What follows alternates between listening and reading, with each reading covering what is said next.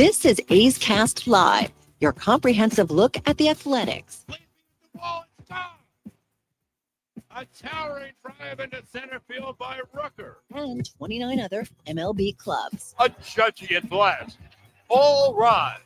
Here comes the judge. Swung on. Hit high. Hit deep to right. Away back into the second deck. Bobby Witt Jr. becomes the first shortstop in Major League history to have two 30-30 seasons. Shohei Ohtani starts the 50-50 club. Join us as we take you inside the baseball universe, from humidors to walk-off dingers to Hall of Fame talk. We have you covered. Spend your afternoon with us, only on A's Cast Live. Here's Chris Townsend. Good afternoon, A's fans and all baseball fans in Northern California and wherever you may be watching, wherever you may be listening. This is A's Cast Live for the next couple hours. We have an absolute jam-packed show. So if you're watching on Twitter, or you want to call it X, if you're watching on YouTube, if you're listening to A's Cast, or you're taking us in on radio in Sacramento, Talk 650 KSTE. Everybody, welcome into A's Cast Live. This is our last regular show before we get into game action. We will take a day off tomorrow, and then the first game right here on A's Cast and Talk 650 KSTE in Sacramento, the first spring training game where the Athletics will be taking on the San Diego Padres in Peoria. But this is a show that's really getting you excited about the season. And when you look at our lineup, it doesn't get any better than this. Dave Stewart, A's legend, is going to join us. Then we're going to have Luis Severino. At one point, he was the biggest free agent signing of the winter before Juan Soto signed for $765, whatever it was. Severino with the Athletics was the biggest deal. Then Jeffrey Springs, who's going to be a big part of the starting rotation, coming over from Tampa, is going to join us. Seth Brown, the leader, the veteran leader in this clubhouse, to talk to Seth Brown about what it was like the last time the A's were in the postseason. He was a part of that group. He remembers what it was like to be in this organization 18, 19, 20, and then even in the year 2021, a very good season, where the Athletics won 86 games, but they fell a little short. Seth Brown has been that bridge between the two eras, and this is definitely a new era. At 3 o'clock, West Coast time, we will have the general manager, our first David Forst show of, we'll call this the regular season because we've had David on recently because of all the different signings. But when we start talking about spring training, getting the season going, we will have David Forst. It's either about every 2 weeks or every week, depending on what kind of stuff is going on with the team, but usually about every 2 weeks. But we're going to start out with David Forst. And this is the one interview where everything's great. David's great. I'm great. Team's great. Everybody's feeling good. Because after this, the human beings start playing and things start happening. And a lot of times the interviews that we do with David Forst on a regular basis, we're talking about rehab and injury and when the guys are coming back, guys slumping. What do you do? How do you fix this? But this is sunshine, lollipops, unicorns. The only time of the year the interview will be like that with David Forst. He's very optimistic. Going to talk to David about Mark Kotze, the culture change with this organization. It's a lot of good stuff is going on, and we'll have that at 3 o'clock. Nick Kurtz. Now, we have a lot of interviews that we've taped that we're going to run during our pregame show, getting you ready for the games. And we have so many to run. We have very little time. But before we start the spring training games, I want to get you Nick Kurtz. And the reason why is he's the number one pick for the Athletics last year out of Wake Forest. He is a highly sophisticated young man, professional athlete. You could make a case you should allow him to battle for the first base position right now. He is very developed, wise. He understands the analytics. He understands the data. He understands how to use them. He is a very educated hitter. He's got power. He's got power to all fields. He's a big man. He can run. He can play defense. He is the future at first base for years and years to come. They're not going to give him that opportunity, obviously. They're going to have him start this season in the minor leagues. But just like what we saw with Jacob Wilson, when you go and tear it up and they move you up to the next level and you tear it up again and then you move to the next level and you tear that, eventually you run out of levels and you got to bring him up.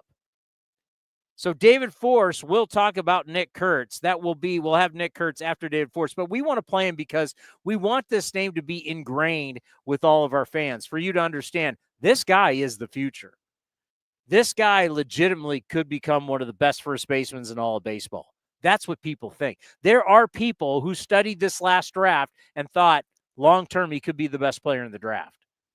So there you go. We will have him after David Forst. At 3:30, Evan Drellich, who is really as good as anybody covering the business of baseball.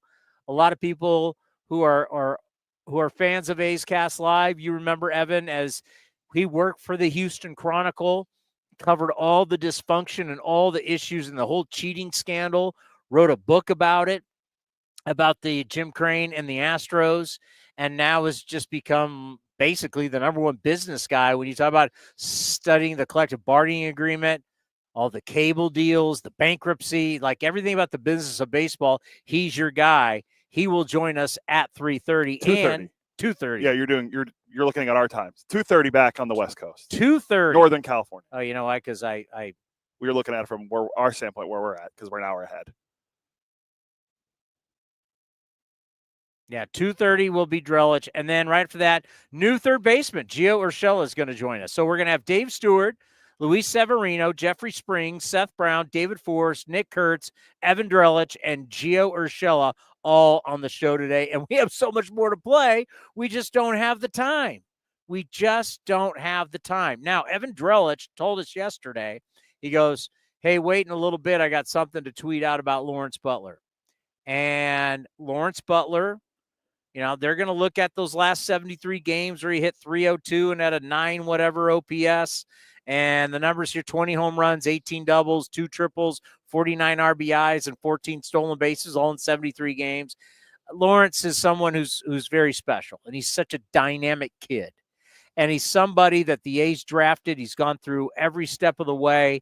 And we say this all the time, when you've been drafted by an organization and you go through every level, every single coach is a part of your career. Lawrence loves being an athletic, loves the coaches, wants to be here long term. So Evan Drellich tweeted out they are close to an extension. Would we really call it an extension? Because he's, yeah, they consider it an extension. All right, so close to an extension where if I got my ear to the streets. Streets are talking.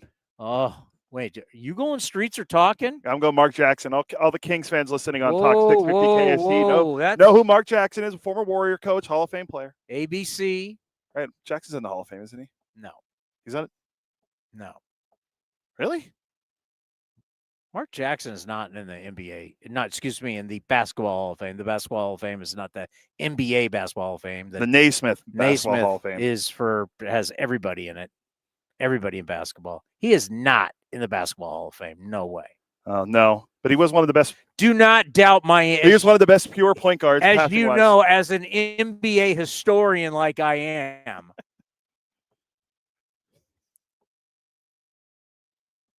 Streets are talking. Streets are talking. That was one of my favorite. He had some of the great lines of all time. Hey, he turned the Warriors around. I know the people in Sacramento don't want to hear it, but he did turn the Warriors around. He did. He got them playing defense. He did say Clay and Steph, the greatest backcourt of all time. Was he wrong? People question that. Was he wrong? No. He just wasn't the guy to take him to the next level. Good night, San Francisco. Good night, Oakland. Good night, San Jose. Good night, Oakland. That doesn't make him a bad guy. Just for everybody out there, you can learn from Mark Jackson's stupidity. Whenever you make it about you versus the owner, you will lose. You will lose. Yeah. Because the owner's not going anywhere. He owns the team and he pays your salary. So if you make it you against the ownership and you against the front office and you're the coach and you don't have even Phil Jackson with all of his titles. Look, it was him against Reinsdorf back in the day. That's true. How did that work out? Reinsdorf chose the Reinsdorf's going to win that one. And they haven't done anything since. But the streets are talking. I'm just going to tell you what the streets are saying. It's a 3-year deal, supposedly. The streets are saying it could be a 3-year deal. I don't know. I'm not here to break any news. Evan Drellich put it out. Sounds like we're going to have a deal. I did talk to Lawrence Butler earlier today. Sounds like it's going to get done before the season starts, and that will be another extension. That will be another proofs in the pudding. Everybody kept saying, I believe they'll spend money when I see it. Well, for all the people who said that, and you're on record by saying it because you either put it in a newspaper, you either said it on a radio station or on cable, or on YouTube, or on social media, for all of you that said that, I'll believe it when I see it. Well, how many extensions do you need before you say, I've seen it? So the latest is going to be Lawrence Butler. So we talk about the culture change from Severino, who you're going to hear from Brent Rooker to Mark Kotze when we first got here on Monday, to now Lawrence Butler, probably going to happen fairly soon. Things are a-changing. But our first guest, we got to bring to you because he means a lot to me. He means a lot to you. He means a lot to this organization. It's one of the biggest honors in my career to have done a lot of television with Dave Stewart. And when you do a pre- and post-game show, TV, you end up sitting around for hours and talking for hours, getting to know Stu about his family, about his background, about everything that makes him him, and then being the man that he is, and he wants to get to know you. It's just, I'm very, very thankful of my time with Dave Stewart. And I love the fact that he's back inside this organization. I mean, the A's and Stu go hand in hand, and when he's in a uniform, it just looks right. You're talking about a man who's a 3-time World Series champion, the World Series MVP in 1989, 2-time ALCS MVP. Thing that he's really most proud of, he won the Roberto Clemente Award back in 1990. He led the American League in wins. He was a 4-time 20-game winner, pitched a no-hitter. He's in the Athletics Hall of Fame. His jersey is retired in our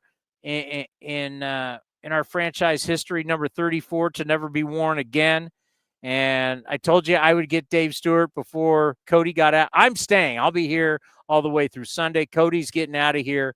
But we had to get you Dave Stewart because I know how much he means to everybody. And I know we have some new fans listening to us on Talk 650 KSTE. You guys all understand if you're a baseball fan, you're a sports fan. He's a big deal. He's a big deal. Here is the great Dave Stewart. Have on one of the great A's of all time, A's Hall of Famer Dave Stewart joins us here on A's Cast Live, and ambassador to the franchise. And I think you absolutely have to love the new role. I mean, you take over for Ricky Henderson. By the way, my condolences on your lifelong friend. I know how much he meant to you in your life. You guys were like brothers, and I think you taking on this role is not only big for you, but it will always honor his legacy. Yeah, it will be, and it is good to be, connected to the organization in this way. I don't know if it's so much the ambassador role. Ricky,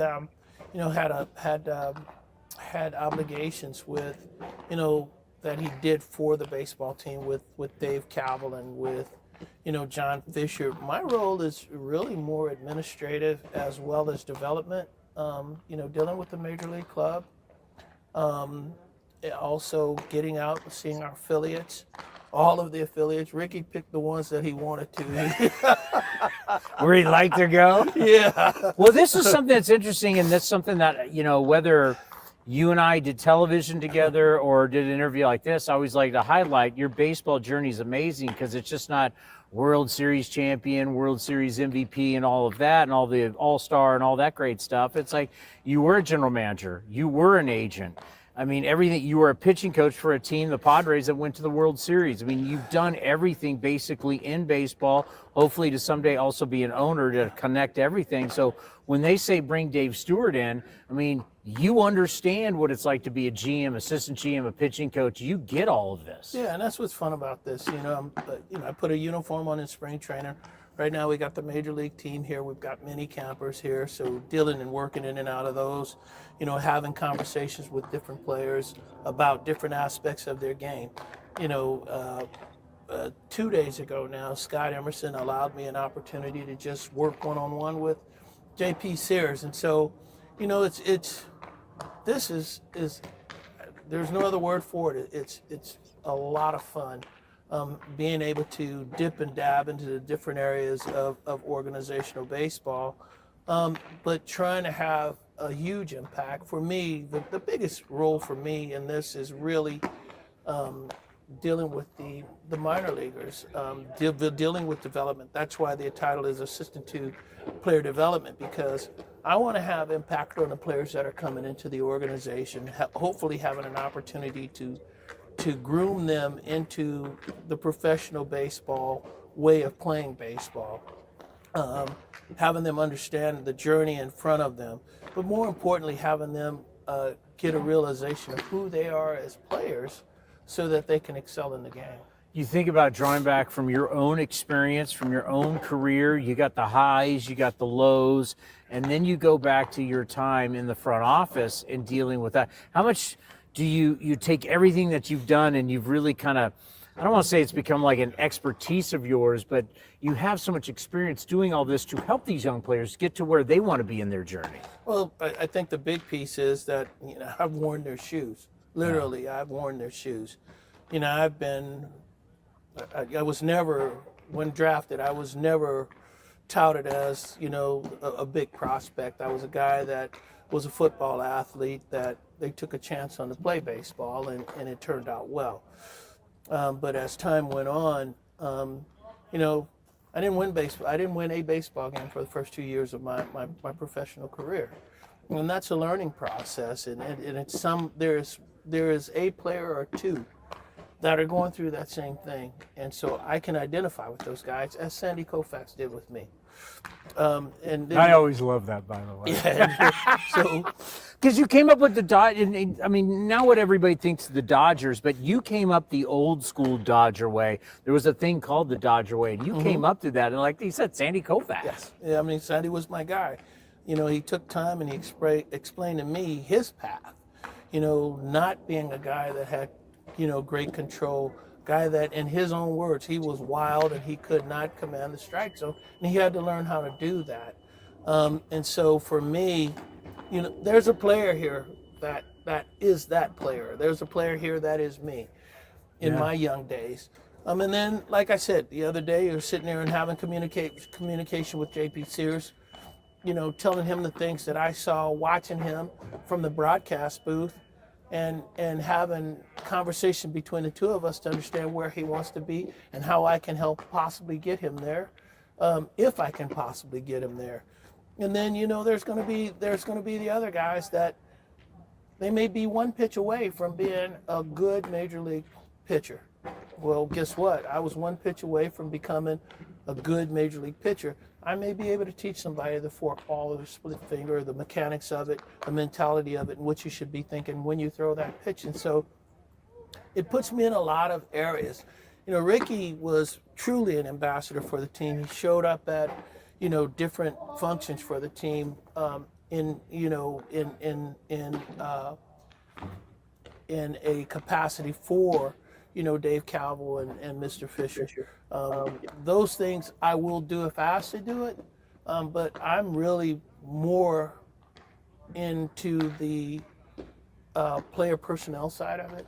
I will have appearances in Sacramento and, either sit on the bench or sit in the seats, whichever I choose to do, to watch the players, but to evaluate players and give my input at year's end or during the course of the year. You know, Kurtz has asked me to always make myself available if I see something that can be helpful to him, and Emo has said the same thing. And so it's more of an open door now to do those things. And by the way, who taught you that forkball? Sandy Koufax. Sandy Koufax. The legend Dave Stewart is with us here, A's Hall of Famer on A's Cast Live. Being a part of this, you've been around it now for a while, obviously doing all the TV work that you're doing for NBC California, NBC Sports California, to now watch the culture change, this new group of young players coming in, to know that Severino was signed, big free agent contract, Rooker got the extension, and then you were a part, you got to see it when the announcement for Mark Kotsay in his extension. Just talk about all the change lately you've been seeing with this organization. Well, it's all for the good, I can tell you that. You know, a lot has been said about Sacramento playing in a small stadium, in a minor league stadium, but that's still, in my mind, and outwardly, it shows that David Forst isn't bothered by that.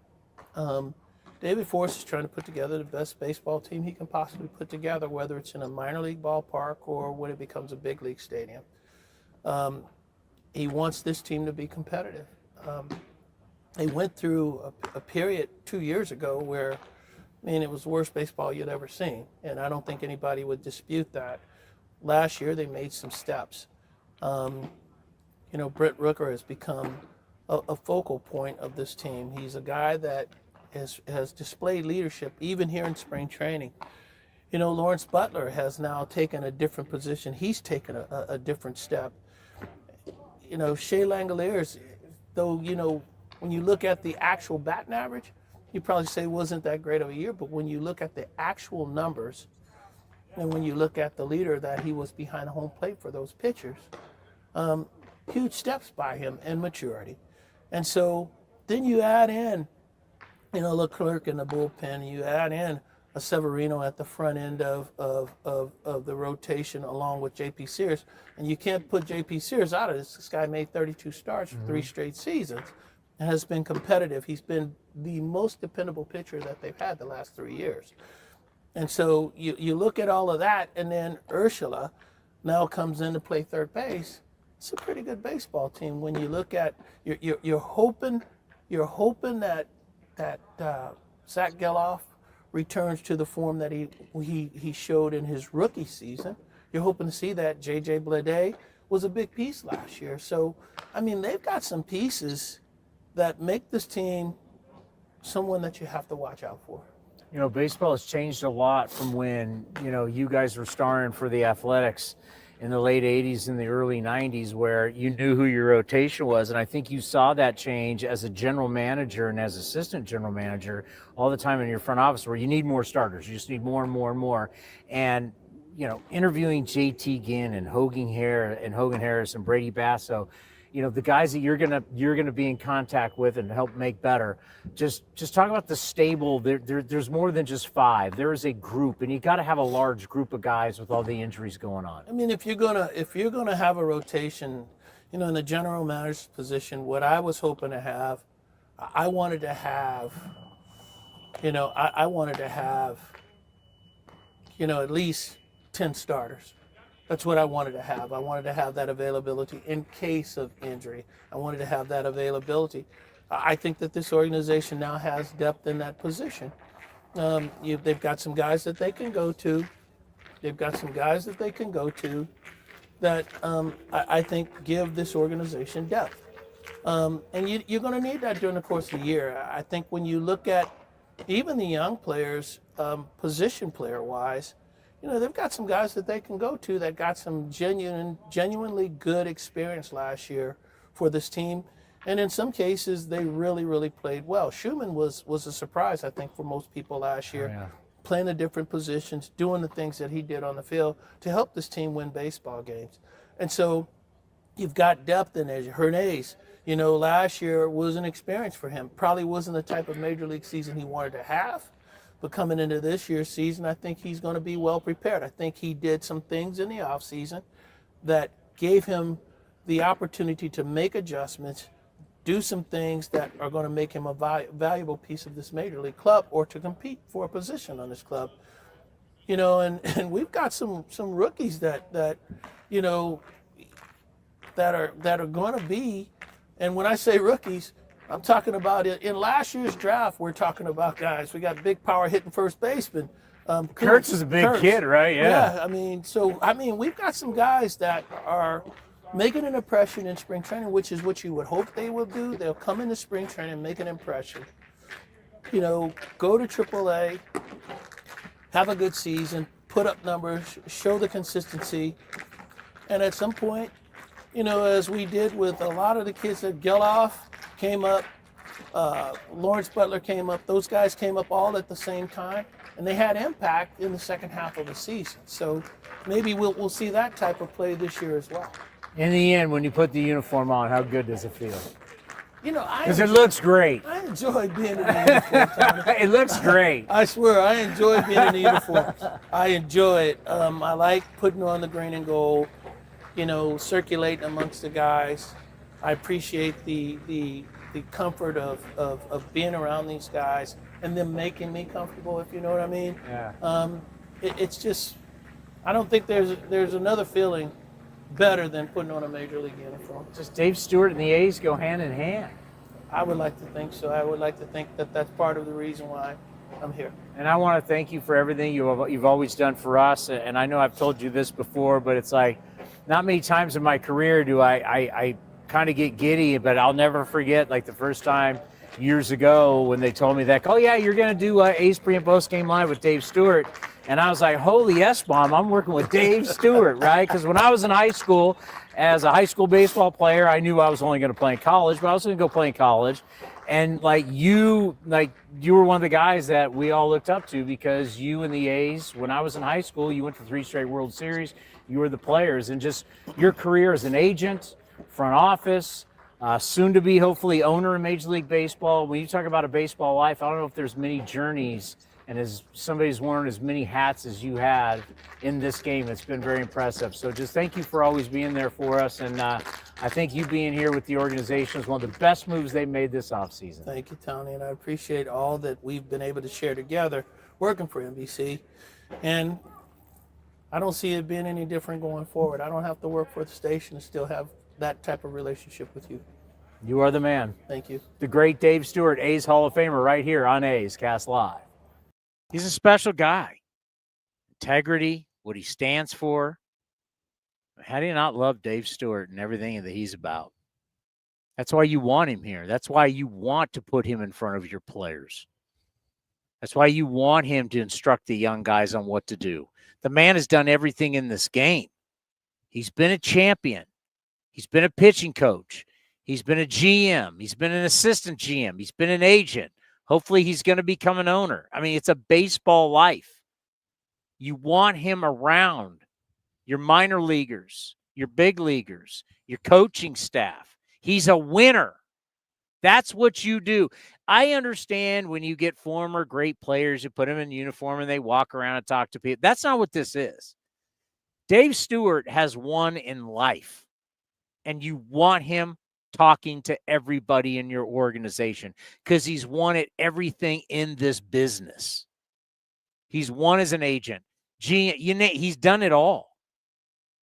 And to have him back, it's huge. And we'll have him. Well, now that he's back with the organization, we can pull him in a little bit more. Yeah. That's all I got. We got to go to break. That's all you got? We got to go to break. We're way over. Coming up next, he's the new ace of the Athletics right here on A's Cast Live. The time is now. Pitchers and catchers have officially reported to Arizona. Grab your sunglasses, A's gear, and get ready for some fun in the sun as the Athletics get ready for the 2025 season. Now's the time to make plans to catch us in Mesa, Arizona, starting on February 23rd, and enjoy the sunshine of your family and friends. Grab your tickets early for the best seats at the lowest prices as your green and gold take on the Giants, Padres, Dodgers, Angels, and more at Ho-Ho-Cam Stadium. Don't wait. Get your tickets at athletics.com/spring. That's athletics.com/spring.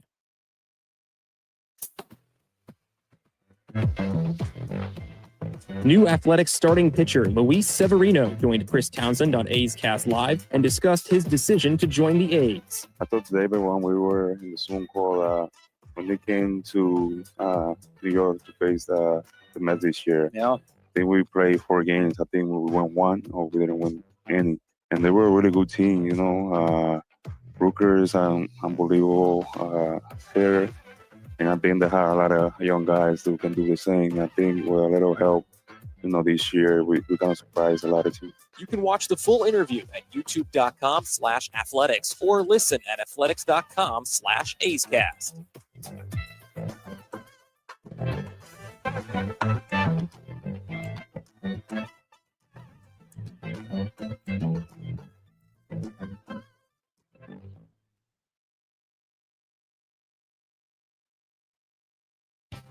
The A's YouTube page is your go-to destination for A's video content. Get access to great highlights, exclusive behind-the-scenes content, classic games, A's Cast Live, and more. Visit youtube.com/athletics.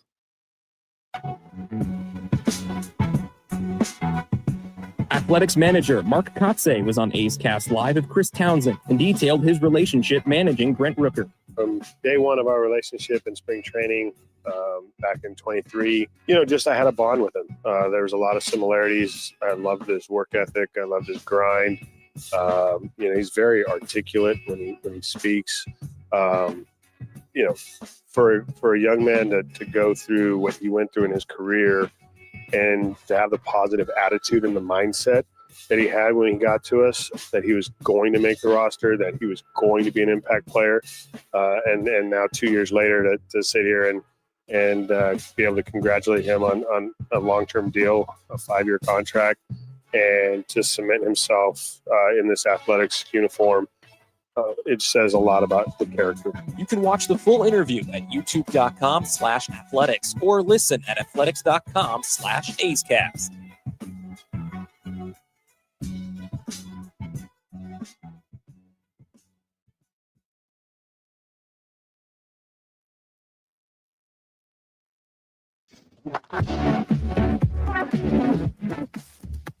A's Cast Live continues from A's Spring Training. Here's Chris Townsend. Well, I can tell you, I wasn't going to let this show end without having Luis Severino on.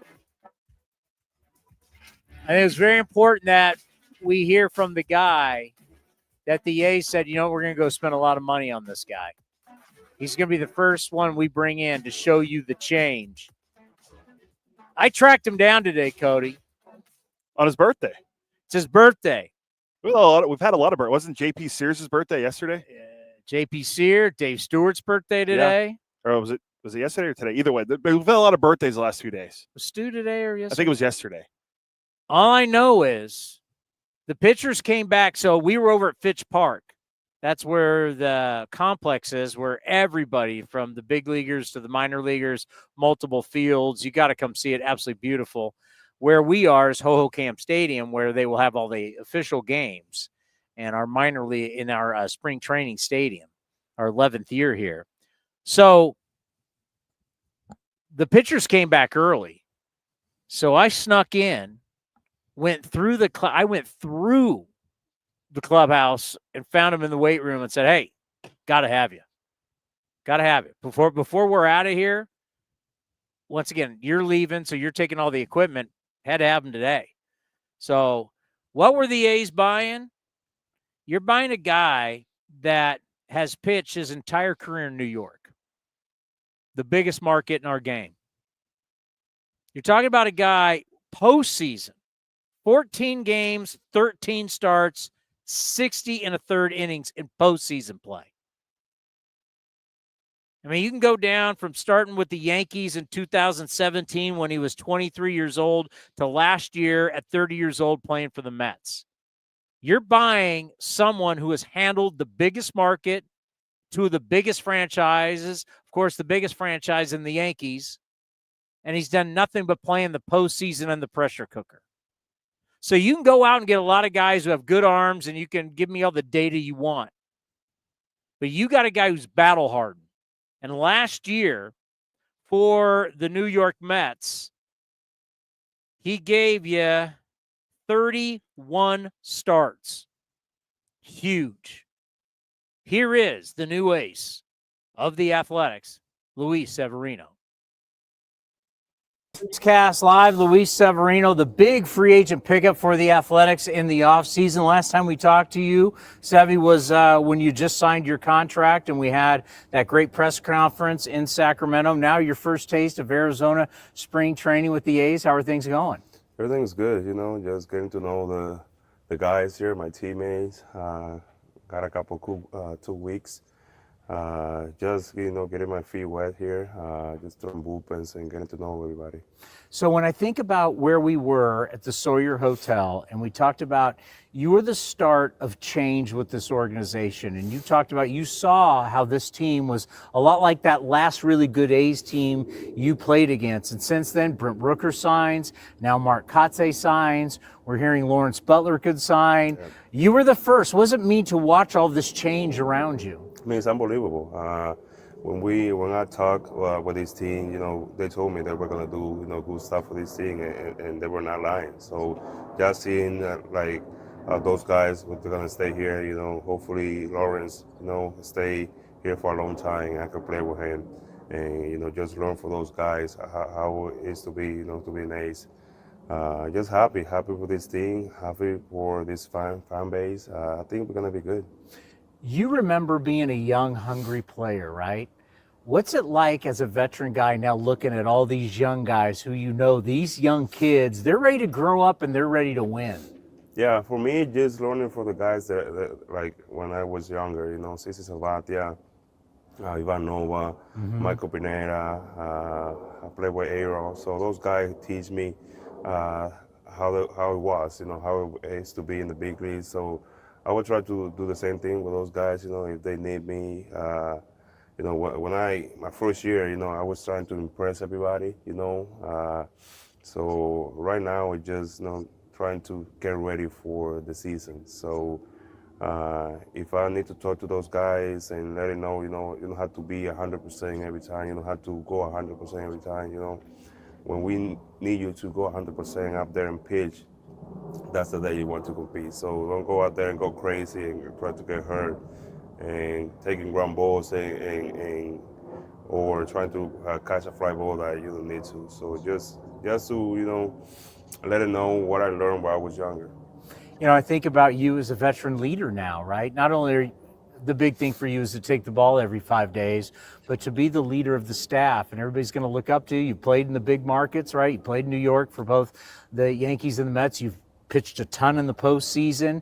I think a lot of the Spanish-speaking young pitchers can really use you. So just talk about what it's like for you now as a veteran leader in this clubhouse. Yeah, for me, just, picking my spot to talk to those guys, like I was talking with Beto, yesterday when he threw out today before we threw a live BP.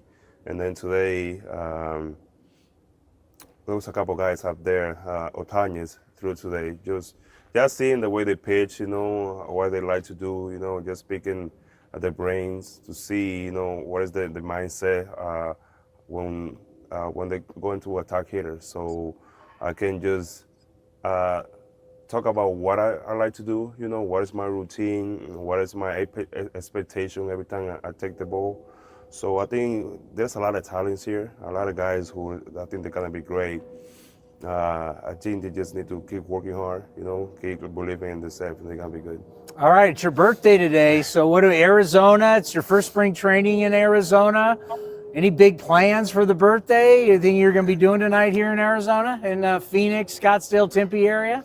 Yeah, definitely go out with the wife, some friends, and eat something, might get a little bit of a glass of wine. Yeah. Celebrate a little bit. But, so far, this is really nice. I like to shop around, and there's a lot of good restaurants, so I will have a good time tonight. Because this is your first experience with the Cactus League. You've been in the Grapefruit League, where we always talk about how everything is so spread out.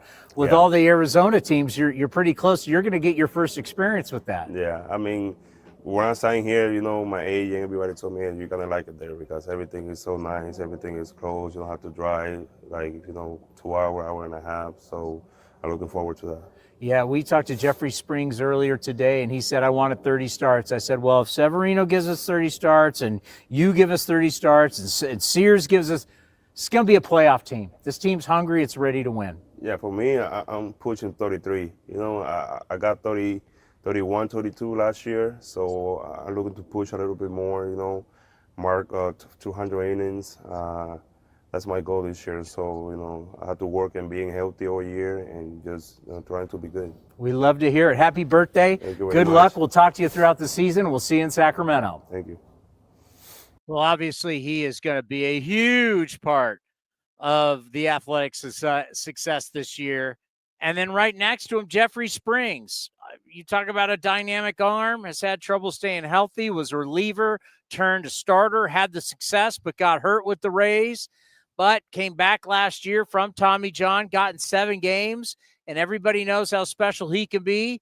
And if Severino has a big year and Springs has a big year, then you throw in JP Sears. I mean, if you can get a lot of starts from 3 guys, that says a lot. Here's the new left-hander for the Athletics.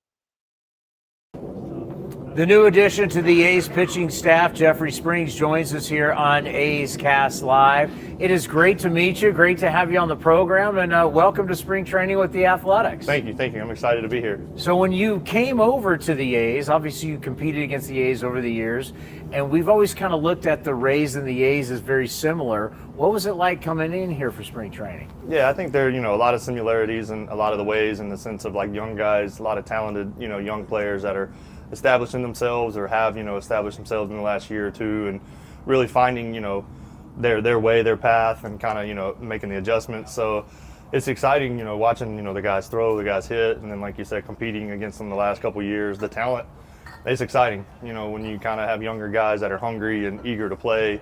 Those can be dangerous teams. So I'm excited to be a part of it. As you said, young and talented. Sometimes I think people in baseball don't understand how many really good young athletes who have started to learn how to win. This clubhouse could be very dangerous. Absolutely, and that's the thing. Once you kind of debut, and then you see what adjustments you need to make in your game, and that's what they did last year. And obviously, as you see how they finished, there's a lot of things to be excited about. And I'm really glad to just be a part of it and hopefully help us win. So you had the success as a reliever, then they unleashed you as a starter, right? So it was 2022, and then you have the arm problems, but now fixed. And then we saw you come back at the end of last year. How much are you raring to go for this season? A lot. I mean, last year coming back midseason, not feeling the best, but good enough to pitch, and this game means a lot to me. So if I'm good enough to pitch, I want to pitch. Yeah, there were some hiccups. The stuff was down. How I felt just kind of all around physically, from lower body to the arm and everything, was it was a grind. But it is what it is. Was able to come back and pitch 7, 8 games, whatever it was, and I feel good now. I haven't felt this way in a couple years, so I'm excited. I was able to hit the weight room hard, do a lot of the things that I need to do to allow me to have success on the field, and so far, in spring I feel good and kind of seeing those results, so I'm excited to get going. Jeffrey Springs joins us here on A's Cast Live, and you can't say that enough about a professional athlete. Like, when you're in rehab mode, it's so different than when you feel healthy and you can let it go and you can work on your stuff. Just talk about the difference of not worrying about health, and now you can just redefine and make yourself a better pitcher this offseason. Yeah, I mean, every start, throwing a lot last year, like when I was back in the season, that's every day. It's like, all right, how's it going to feel? And you worry about that. So for me, the body kind of gets neglected, the lower half, the explosive side, the things that I need to do that, are important, and they kind of get put on the back burner because so much focus is on the elbow and being healthy. But now it's, like I said, it's working on pitching and the stuff that I enjoy. It's, executing, competing, shaping pitches, all the things that come along with pitching. That's the priority and the only focus. So I'm excited. It feels really good to be completely healthy and, can pick the ball up and let it go and not think twice about it. Do you have any goals set for this year? I want to make, there's a handful, but, I want to make 30+ starts. I want to throw, X amount of innings, and I just want to stay healthy and be out there every 5 days and hopefully give us, a chance to win every game that I'm out there. So there's some goals, but that's the gist of them, yeah. Can you imagine what the record will look like if Severino gives you 30, you give 30, JP Sears gives 30. There's not a lot of rotations in baseball that have that possibility because getting 30 starts is very rare. Yeah, and I mean that's the goal. And JP, he's done it the last 2 years. Severino, his resume speaks for itself. Two very talented, unbelievable arms, and I'm just hoping to do my part. And like I said, take the ball every 5 days and get as deep into the game as possible, and hopefully give us a chance to win every time.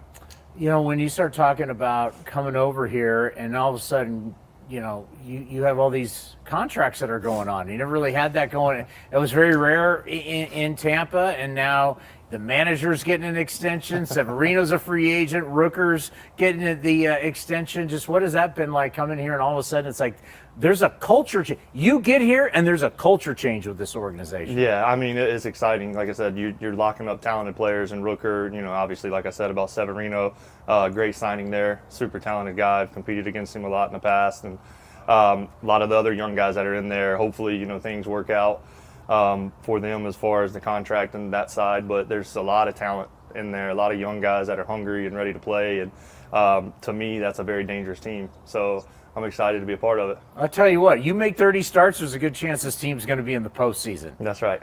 Very excited. Hey, thank you for coming on. Sir. Can't wait to have you on throughout the season, and we'll see you in Sacramento. I appreciate it. Doesn't he look and sound like one of those guys that totally resurrects his career here with the Athletics? And we've seen that so many times. I mean, you want to talk about, I'll give you a great example, Scott Kazmir. Yep. Scott Kazmir, former Ray, lost it, was pitching for the Sugarland Skeeters when they were independent ball. That's right outside of Houston, independent ball. Next thing you know, finds it again, comes to Oakland, and then he becomes an all-star with the then Oakland A's. I mean, left-hander too. It just we have seen so many guys need that opportunity again, and it's not like he lost it; he was just hurt. I mean, it's a dynamic arm, absolute dynamic arm, and if he comes close to his goals, I mean, if he gives the team 25 starts, that will be amazing. I'll take 25. I mean, what, he had 7? 7 and then 3 the year before. 7. So it's like, you think about injury coming back. But 25, I mean, you'll swallow 20. 25 is 25 you'll take. 30. Like, if you tell me you're getting 30 from Severino, 30 from Springs, and 30 from Sears, I mean, that is a boat. I mean, you're getting 90 starts out of these 3 guys. When we talk about this is the thing everybody is desperate for, right? We have seen the Dodgers just spend a boatload of money, defer most of it, but spend a boatload of money on a bunch of guys just hoping. And what their strategy is with the Dodgers is their strategy is we're going to go week to week. We're going to have a lot of guys, whoever can go, because they know all the guys that they have signed. Not everybody's going to be able to take the ball every 5 days.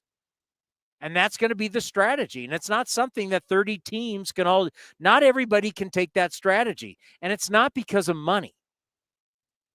Just the cold hard facts is there's not enough human beings on earth qualified to start in Major League Baseball. When we say there was 855 pitchers used last year in Major League Baseball, the year before 863, I asked Scott Emerson on this program, it was last year, we're using 2 years ago figure. I said, are there 863 men on this planet qualified to pitch in Major League Baseball? His answer was? No. There's really not. So for every team, all 30 teams, to go out and get all of these starters and say, these guys are all qualified options, there's not enough people. So, yeah, the Dodgers have gone out and spent a bunch of money this offseason, and they've got a lot of guys that they're going to try and piece together 162 starts. But there's not enough people to do that, whether you have the money or not. So if you're going to get an abundance of starts from Severino, Sears, and Springs, that is absolutely huge. And that's why yesterday I couldn't say enough about what it meant that you got 24 out of Estes last year. You got 24 also starts out of Mitch Spence. somebody's got to take the ball. Somebody's got to get all these outs. Somebody's got to eat all these innings. And teams are desperately struggling with that. Look at our friends across the bay, the San Francisco Giants. They just didn't have pitching. They just didn't. You look around, you go, who's starting today? I don't know. We don't have anybody. Yeah. I mean, that's what's happened with teams. They don't have it in the farm system. They just don't have it. And teams have just burnt through their AAA staffs. So they've not only burnt through their big league staff, they burnt through their AAA staff. And all of a sudden, you start messing with, well, we got the 40-man roster, and then you got to start worrying about, you start bringing guys up when you don't want to bring them up. And then next, you start their clock from a standpoint of the Rule 5 draft, and exposing them. So you start having to do things you don't want to do.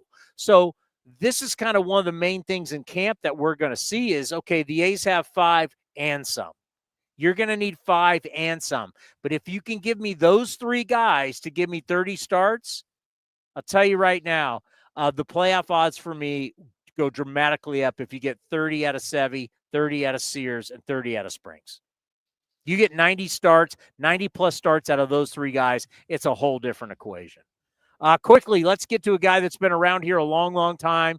He's really the bridge from the last really good group to where we are now. He's a veteran leader in the clubhouse, just a hell of a guy. A's outfielder, first baseman, DH. He can do a lot of different things. Here is Seth Brown. Ask Live. It is always great to catch up with you. Always great to see you here at spring training. You really are the leader of this franchise, and I think you have to be psyched about the direction, the way everything's going. Oh, it's amazing. To see just the last couple of years, to be here from the start of it to where we are now. It's truly just remarkable what these guys have done.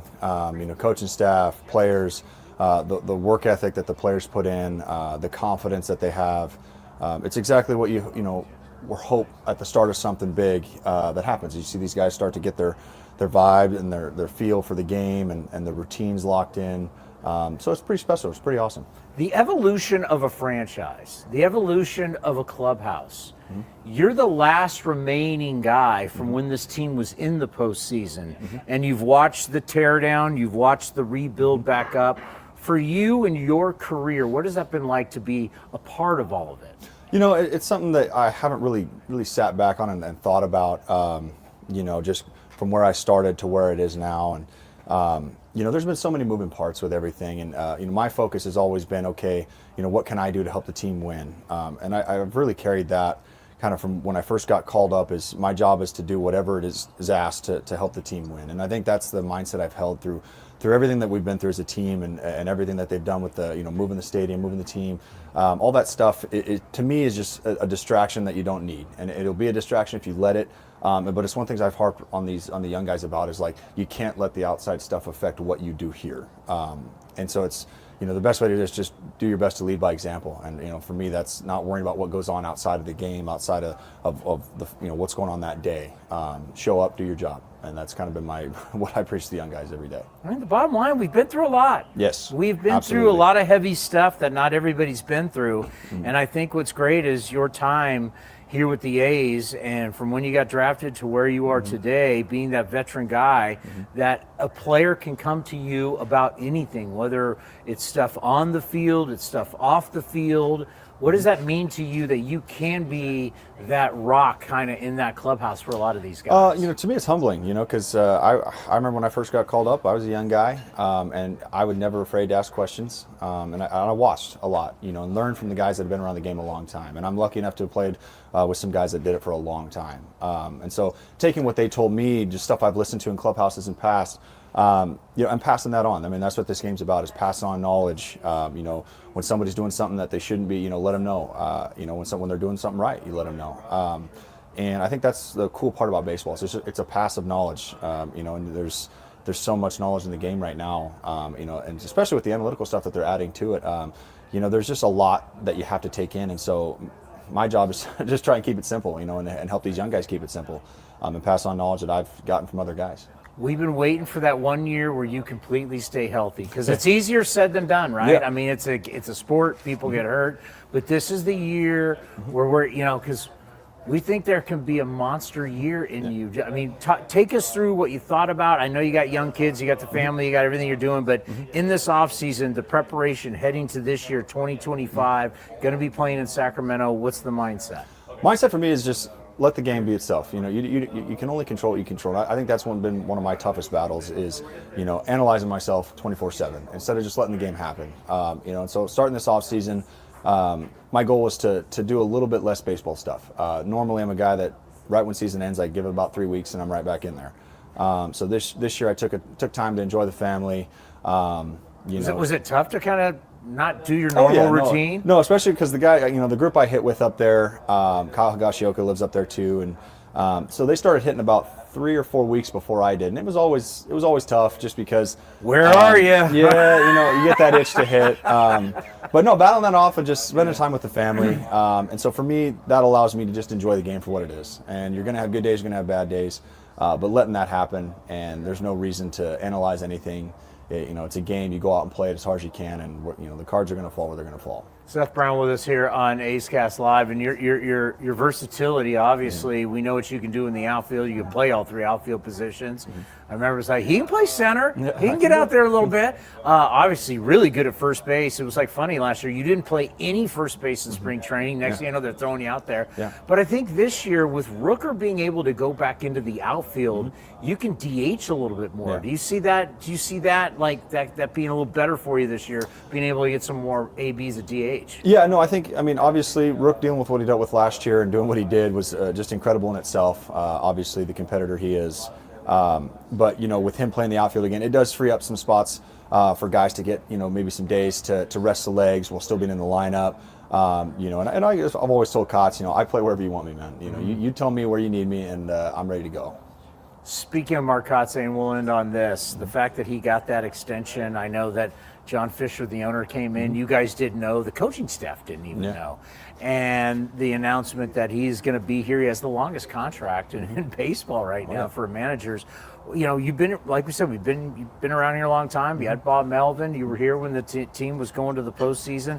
What did that announcement about his contract, the Severino contract, the extension for Rooker, what has all that meant to you? It's amazing because you see that, you know, the front office, they got plans, and you know, and they're moving on those plans, which is awesome. And Kotze being the man he is, and you know, so happy for him and his family. You know, it's he's a grinder, you know, and he's always been that way. So to see him, you know, get that extension is fantastic for him and his family. You know, and it gives him even more confidence to do what he needs to do.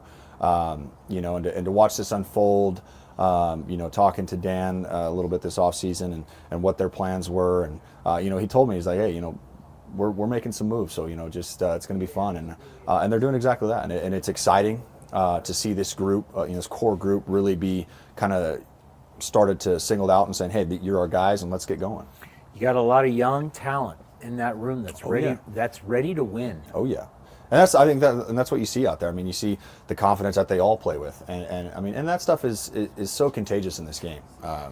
You know, when you got guys that are going out there and having a blast like they are, I mean, you can tell on their faces every time they take the field. You know, and that stuff is contagious, and it's a morale booster for sure. Even when you have those grindy days, it's confidence is key. Good luck, stay healthy, and we'll see you in Sacramento. Thank you. Always great to have you on the show. Absolutely. Seth Brown, such a good man and a great leader. Up next, speaking of leaders, the general manager of the Athletics, David Forst, will join us from the Valley of the Sun right here on A's Cast Live. Looking to stay up to date on all things A's? Head over to athletics.com/A'sCast. That's athletics.com/A'sCast to listen to A's baseball in full 24/7 coverage of the A's, only on A's Cast. With a single click, you can stream great shows, live pre- and post-game coverage, and of course, all the great action of the A's this season. Head to athletics.com/A'sCast today.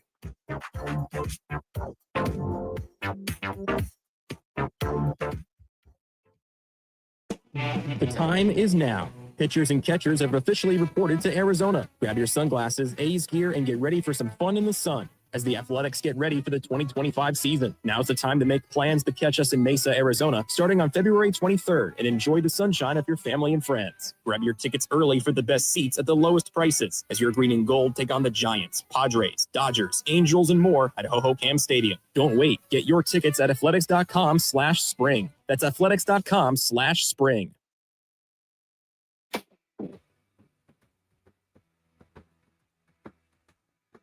Athletics outfielder Brent Rooker joined Chris Townsend on A's Cast Live to reflect on his role as a leader in the A's clubhouse. Yeah, 2023, I was not there. We still had some older veteran guys who kind of filled that role.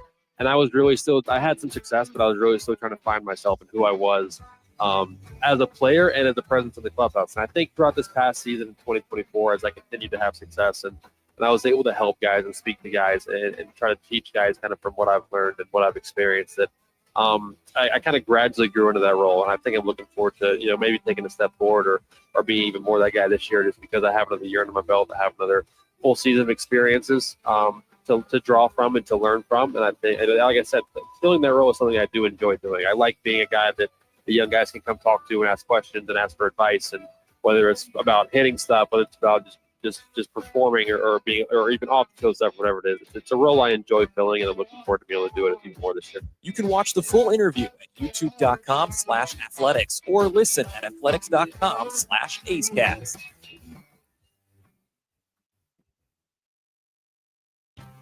The A's YouTube page is your go-to destination for A's video content. Get access to great highlights, exclusive behind-the-scenes content, classic games, A's Cast Live, and more. Visit youtube.com/athletics.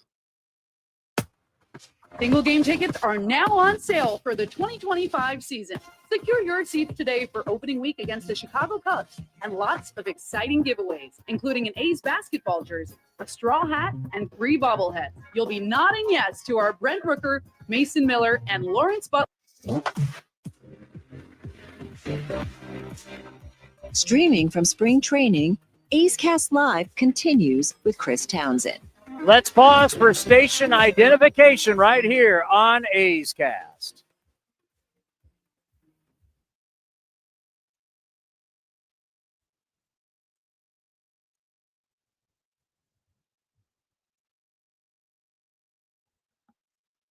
That's just something we got to do, people. On the video side, that's what we have to do for the terrestrial radio side. It's interesting when, and I don't know, I mean, who would be the first who actually started merging all the different, because basically everything's a platform now, right? Whether you're on cable television, you're streaming on video, you're on terrestrial radio. Most people are like, what's terrestrial radio? Well, those are your regular FM, AM stations. There's HD channels now with radio. I mean, you got people can stream audio, which is streaming, is really Mark Cuban had broadcast.com where he started streaming all the radio stations. And it's how we've merged all of the different into shows, started doing all of them, right? I wonder who had the first show, but Dan Patrick from a sports standpoint was really one of the first ones. Yeah. Joe Rogan now is really, taking the podcast world by storm, as he's got the #1 podcast. So it's interesting how we all do, but we still have to abide by everybody's rules because everybody has certain rules. So if you're going to do them all, you got to play by everybody's rules. Well, when you talk about playing by the rules, David Forst has always been great. He's not a general manager that's going to complain. He's always said, tell me what the rules are, and that's what we'll go by, and we'll build the team, because rules have changed, right? 25-man rosters turned into 28-man rosters during COVID, which now we've got it to 26-man rosters. All the different rules we're talking about. We got a clock. We got bigger bases. You can only throw over so many times. Soon the ABS system, and that's something that we're not really going to get a chance to get into right now, but we were out at Fitch Park where they were utilizing the ABS system, the automated balls and strikes. We got to watch it.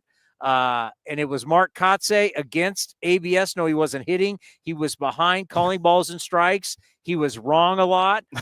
We saw him coming on. I saw him coming back. I said, how do you like it? He didn't like it all that much. So you know what I said?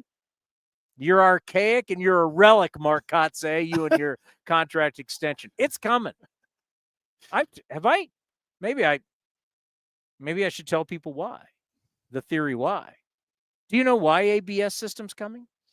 Do you know why they really want to go to it? They may not tell you why, but I'll let people in on a little secret. Does it have anything to do with timing? As Mark Jackson once said, the streets are talking. Oh, wow, new audience. He's got his ear to the streets, and the streets are talking. You're just talking. That's Moneyball, by the way, Brad Pitt. You just talking. Talk. No, it's not about timing. I thought it was going to because it might. No, it's not about integrity. No. There's some believe that the old ABS system will be coming. See, the next frontier, as cable money will start to leave us, the cable deals will start to leave us. There's always going to be money to be made off of people watching our games. Like we're going to pay to watch the games. But what's going to replace the just crazy cable deals that once were? It's gambling. And it's why baseball, as you see, gambling from DraftKings to whatever, baseball is getting more into gambling. We're a franchise that's going to be going to Vegas. The ABS system is going to be able to allow, and it's more states are going to gambling. As I know, for Talk 650 KSTE, you're just joining us. But if you would have been with us during the winter meetings in Dallas, they're going to allow sports gaming. They believe it's going to be voted on. It's going to be allowed. And it's why Mark Cuban since you Sacramento people know a lot about basketball, Mark Cuban has sold a lot of his interest in the Mavericks to the Allison family out of Las Vegas, the gambling family, because it's believed that Texas will pass gambling. So what's going to happen is the Mavericks will leave Dallas. They will go to Arlington, where already the Rangers and the Cowboys are. They're going to build a new arena in Arlington right next to what? A casino. Yeah, wow. Where you'll be able to bet on sports because Texas is going to pass gaming. I'm not an expert on that. It's just what they were talking about when we were in Dallas for the winter meetings. And it takes me to the ABS system because the ABS system, in the end, you're going to be able to bet on whether it's a ball or a strike. It's about with the integrity of the strike zone. No, we all like the human element, right? We like the umpire. We like the batter. We like the confrontation, balls and strikes and arguments and everything. You know what baseball likes? Baseball likes money. And if you're able to have big gambling deals that you are cutting with whoever, maybe MGM. And if you're able to bet on whether it's balls and strikes, that's betting on every single pitch. That could be big money that someone would want to invest in and pay a big license fee to Major League Baseball. Well, when you just streets are talking. When you mentioned that and I said timing, I thought, okay, maybe that's why. Then I realized maybe not, because with the replay challenge system, that would just slow the game down. So it wasn't that's on me for saying it. It was a timing thing. Yeah, everybody thinks it's about, we got to get balls and strikes right. There's a reason why people do everything.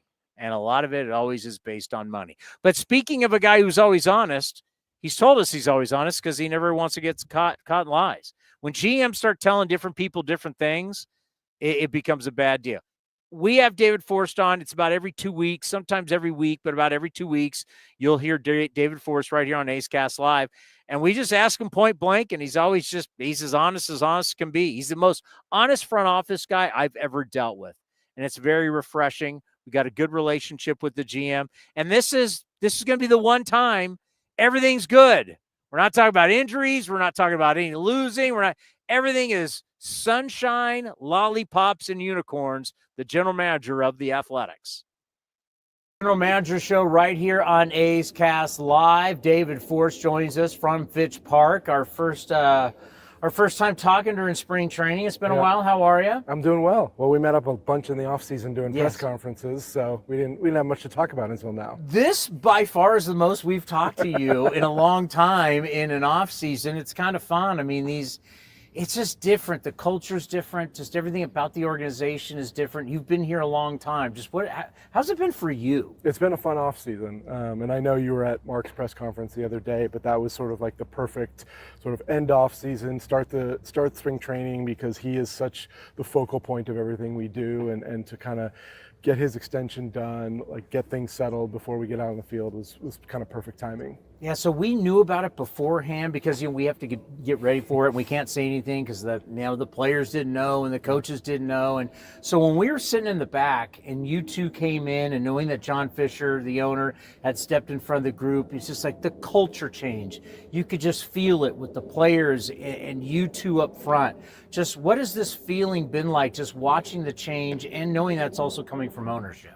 Yeah, I mean, that day was a lot different than any day we've had around here in a while because, like you said, John spoke to the players. He's the one who announced Mark's extension to that group, got a big round of applause in our meeting. And then for Mark to walk into that room, not knowing that all the players and staff were going to be there, I think he was genuinely touched by that. He was surprised.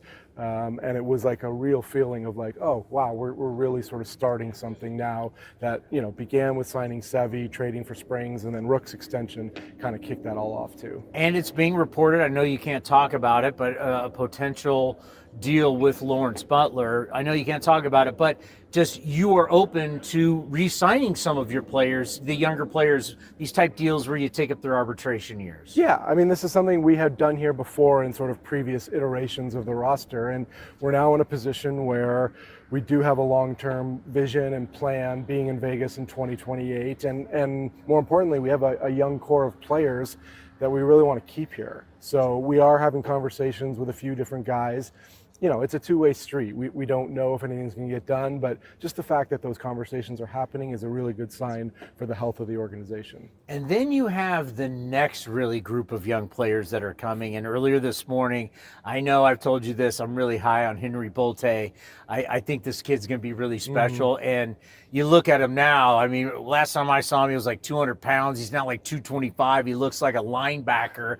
There's a whole next group coming up that we're going to get to see here now. Then we won't see them. They'll go off for minor league camp. How excited are you for the younger A's right now? Really, really excited. And your South Bay prejudice is coming through. That's a fact. It's a fact. With your Henry, but Palo Alto High. He looks great right now. He's been in a group with Kurtz, Muncie, and Colby Thomas, and just watching that group hit is so much fun right now. And there is, again, a lot of excitement for the next wave. A couple of the pitchers as well, Jack Perkins and Mason Barnett. Like there's depth, there's talent. It's exciting. We also had Kurtz on, and he looks like he could dunk all over us and that he could be a power forward. I assume you had to do that one sitting down. No, we did. It's no like this. It's like, God, it makes me look horrible. Is it I mean, he is so, we know Wake Forest, highly developed with all the data and technology they have. We know he immediately shows up. He shows you how good he is. I mean, could it be a possibility he's in Sacramento this year? Look, anything is possible. I wouldn't put any restrictions on Nick. I think the fact that Jacob got to Oakland a year after he was drafted, I think we'll promote you if you play. If you perform and you're ready to go, I mean, there are worse problems than having too many good players at the same time. All right, the keys to this spring training, what are the keys for you? Obviously health, but what are the big keys you want to see? I don't go much beyond health. I mean, we had our opening meeting here a week ago with the staff, and every time we talked about a guy, hey, let's keep him healthy till we get to opening day. There are obviously a number of roster spots that are already decided, and those guys you just want to get the right amount of work in, keep them healthy. But we have a few decisions to make in the bullpen, in the infield, I think. So both position players and pitchers, we have some decisions to make, so it'll be fun to watch starting Saturday. Where are you with first base? Because I know you want Tyler now to catch some more too. So where are we with first base? I think, look, Tyler's going to be the primary first baseman. It's nice that Brownie can play there, Andujar can play there, Urshela has played there, so we have some options. But Tyler's done a great job already, balancing first base and catching. So I think as we get closer to opening day, we'll know better what exactly his role is. But the way he performed last year when he's healthy, the way he swung the bat, he's got to be in there somewhere. How key is it that now that Brent Rooker is healthy, which, I mean, he played through an arm injury and had, an MVP-like year. Now he can go into the outfield, and that kind of frees up the DH spot. I think Shea Langeliers can do more DHing, but explain how you would like, as of right now, to utilize the DH spot this year. Yeah, it's huge to have Rook healthy, because you and I have talked in past years about how much better our roster works when you don't have a set DH, when you can give Shea kind of a, quote, day off by just DHing, or other guys, we got to get JJ off his legs, give Law a day off in the outfield. So those are important things to keep guys healthy. And with Rook going out, hopefully, 60, 70 plus times in the outfield, we'll be able to do that. Talked to Zach Geloff yesterday. I still believe he is going to be something really, really special. Had the oblique, played through it.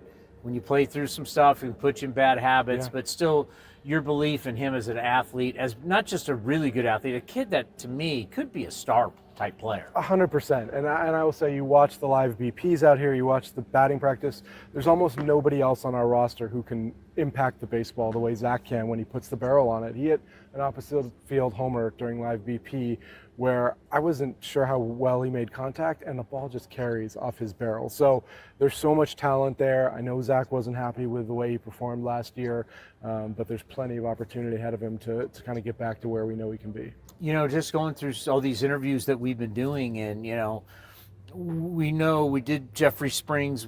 Great going to have him here. He feels healthy. Severino, obviously. JP Sears has been so consistent.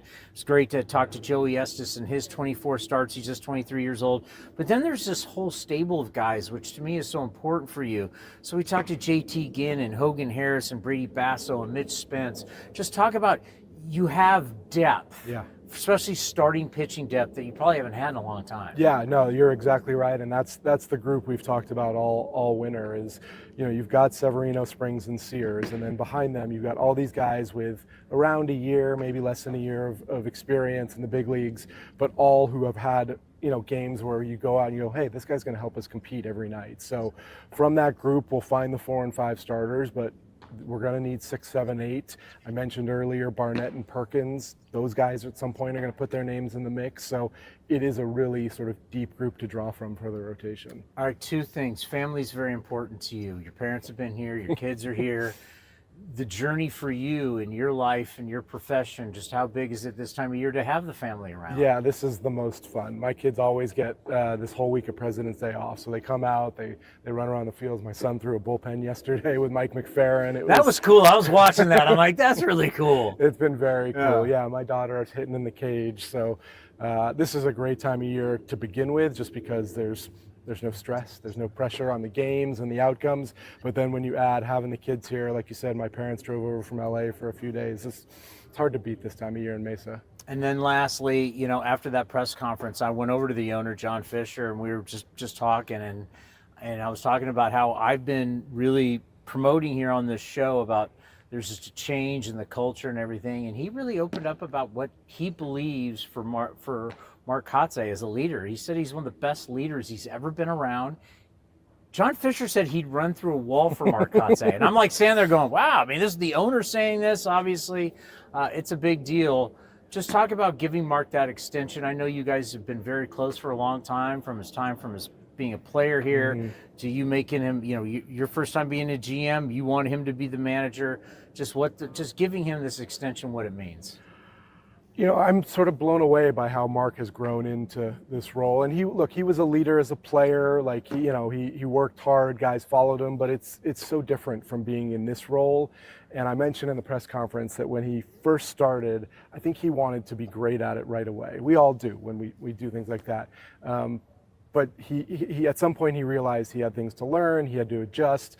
And when I watched him make his sort of speech the other day in front of the team, I was struck by how much more comfortable he was in that room than he was even just a year ago, and how he commanded the room. He had a message for these guys and really believed, in the group and in that clubhouse. It was, I said the other day, I'm so proud of kind of how he's grown, and he's 6 months older than I am, which I remind him of all the time. So it feels a little strange to say I'm proud of him, but I am, and I'm so happy that he was committed to staying here and that he's our guy. Have you taken him down in pickleball yet? Look, when Dan and I play against him and Crosby, they've got like 24 years of service on the other side of the net. It's not a fair fight. So give me one-on-one, we'll see. Okay. I'll do my best. I want to say this before we end. It's 75 degrees. I'm playing golf with Ken Korak tomorrow. You've got your family here. It's absolutely perfect. This will be the last interview that we do for the rest of the year where everything is totally fine. I totally agree. Right? Absolutely. Let's enjoy it. Everybody's great. Everything's perfect. It doesn't get any better than this. I mean, this is awesome. This is awesome. Thanks, After this, the season starts. You never know. You're always fantastic. We always appreciate everything you do for us. I just want to kick the season off with that, and good luck the rest of spring. Appreciate it. The general manager right here on A's Cast Live. He's in a good mood. Nobody's lost. Nobody's gotten hurt. General manager's in a great mood. Got his parents here. He's got his kids here. His son was on the mound pitching. Life's great for David Forst. He's got his manager inked up. He's got his star pitcher in Luis Severino. He's got his top player, Brent Rooker, inked up. Manager's extended. He's about to get Lawrence Butler extended. I mean, life is his oyster right now. And according to Martin Gallegos, who covers the A's for MLB.com on X, Dylan Florio has a locker room inside the A's clubhouse. So another reliever, according to Martin Gallegos, looks like he's coming to the A's. Florio, 34 years old, went to high school in Atwater, California, so Central Valley kid. Last year in 66 games, had a 3.80 ERA. He was actually really good for the Washington Nationals before he went to the Diamondbacks. He had a 2.06 ERA in 51 games before he went to the Diamondbacks. It was not great there in Arizona, but another veteran reliever. Why is he unsigned this late? Yeah, so we'll see if we get to particulars. Why is that? Like you go, There's a lot of unsigned. There's a lot of pitching that's unsigned, but why? So you wonder, are you holding out for more money? Is there something they don't like about the medicals? Like why are guys that can get people out unsigned? Yeah, there are a lot of guys that are still still starting pitching out there. There's a couple: Quintana, Andrew Heaney, Lance Lynn, although he wants to be a closer apparently, but he's out there. That's an interesting thing because Lance Lynn can pound the strike zone with a fastball. Yes. Right? And could he be a guy that you bring in, hey, it's one inning, just let it go. Be very good. I would give that a shot. We got to play this for you. And the only guy that we're going to get to all the minor league guys that we were able to record, but I got to play Nick Kurtz for you. He is the 4th overall pick from last year's draft, went to Wake Forest. I mean, he was everything at Wake Forest. I mean, this guy, as people said, best bat in the draft. He is a big kid. Was he 6'5"? Yeah. He's 6'5". You're going to see how tall he is if you're watching. If you're listening, you won't be able to. He's a big. He looks like he could dunk all over me. He's impressive. He is the future at first base for the Athletics. He was the 4th overall pick, signed for $7 million.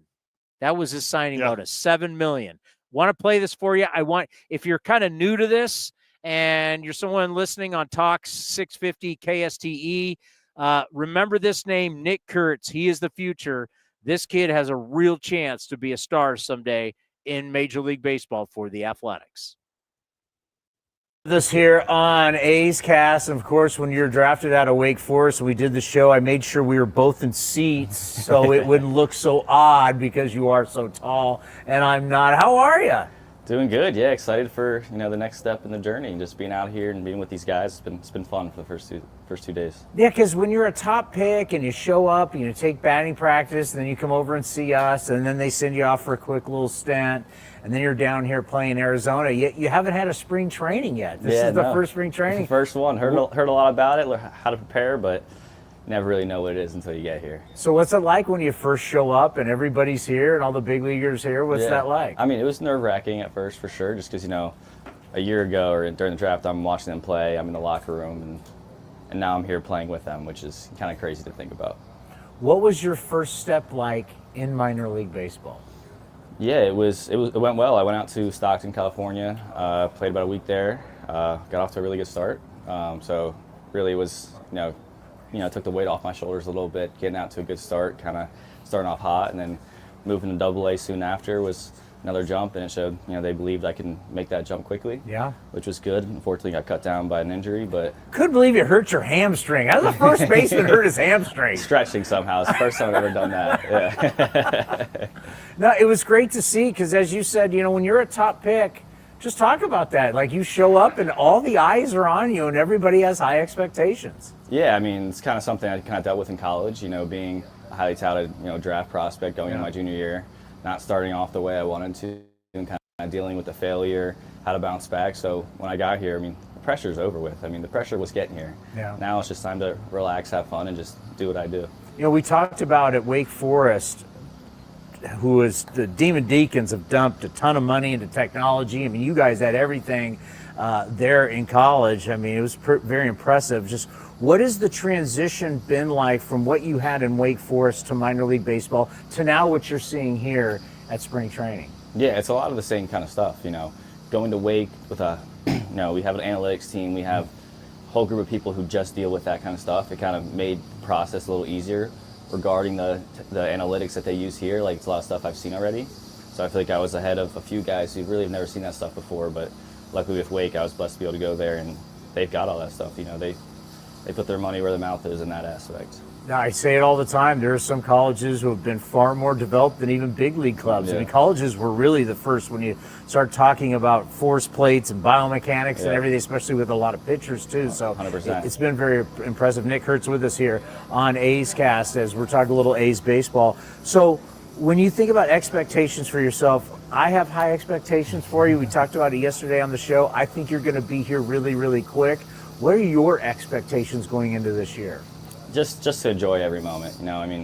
Obviously I want to make the team as soon as I can. That's the ultimate goal. That's what I've been working for my entire life. But the moment you put all the pressure on that is when it starts getting farther and farther away. So I'm just trying to enjoy every day I got here, every day I'm in the minor leagues, just being consistent in what I do and, working my tail off every day. You were successful, as you said, when you first got your taste of it, and then when you came down here in Arizona. But where did you think, I got to get better doing this in the off season? Yeah, I think it's just being consistent throughout at-bat to at-bat, making adjustments pitch to pitch, because it's a little different than college. These guys are a lot more advanced on the mound, and they see the way you set up, they see how you were on the first pitch they threw you, and they make small adjustments pitch to pitch. I think that's something I worked on in the off season, just being able to get in the pitcher's head a little bit more, try to think the way he thinks, kind of develop my approach even more. Do you sit back in the clubhouse and you observe the big league guys? Just how do they prepare? How do they act? How do they deal with the media? Do you pick their brains? What's it like now that you are in the clubhouse with them? Yeah, I'm obviously looking at the guys who've been up there and have succeeded there. That's kind of what the saying is going. It's not that hard to get there, but to stay there, it's really hard. And that's, Rooker obviously has emphasized that, and guys like Seth Brown who've been there for a while, just, listening to what they have to say and really just, kind of following their lead. And pick their brain. Yeah. How can it hurt, right? Absolutely. These guys have been around. Because there's the things, too, that you learn that we don't talk a lot about on a show like this, but there's also the off-the-field stuff. You're not in college anymore. You were just in college. A lot changes in life. Yeah, it's just, kind of, I feel like it's a lot of long days, but then afterwards you really got nothing to do. So finding stuff to, fill your time with and just getting well rested, diet and hydration, something that's really important now too, especially being in Arizona with the heat that I wasn't used to when I got here. So kind of just, that's what I focused on a lot in my free time. And how nice is it to not have school? Yeah, that's awesome. That's the best part. No papers, no tests. You could just play ball, right? That's what you dream about. Well, we think you're going to be here pretty quick. That quick little journey that we saw after the draft. We're like, yeah, this is what was advertised. You definitely hit, and we know. Anything defensively you've been working on before we let you go? Just the simple stuff, just the basics, being honed into the stuff. I work with the infield coach a lot here, and just cleaning up some stuff with my glove, and just perfecting being around the bag, footwork and stuff like that. Well, we don't expect you to be in the minor leagues long. We hope to get you to the big leagues soon. We do this on a weekly basis, get you a sponsor. We've got big plans for you. I just want to let you know that. Yeah, good. That's what I expect of myself too. Well, great stuff. Don't hurt a hamstring. Great stuff. Stay healthy. Yep. And hopefully we'll see you in Sacramento soon. Thank you very much. Yep. Wait till you hear his college numbers. Unbelievable. And up next, Evan Drellich. He is from The Athletic, and nobody better with the business of baseball right here on A's Cast Live. 21 homers, and he lines one down the left field line for a base hit.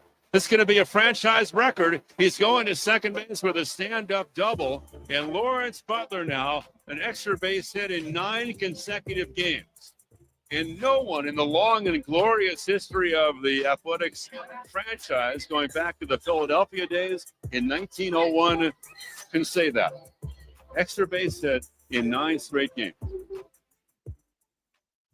The time is now. Pitchers and catchers have officially reported to Arizona. Grab your sunglasses, A's gear, and get ready for some fun in the sun as the Athletics get ready for the 2025 season. Now's the time to make plans to catch us in Mesa, Arizona, starting on February 23rd, and enjoy the sunshine of your family and friends. Grab your tickets early for the best seats at the lowest prices as your green and gold take on the Giants, Padres, Dodgers, Angels, and more at Ho-Ho-Cam Stadium. Don't wait. Get your tickets at athletics.com/spring. That's athletics.com/spring.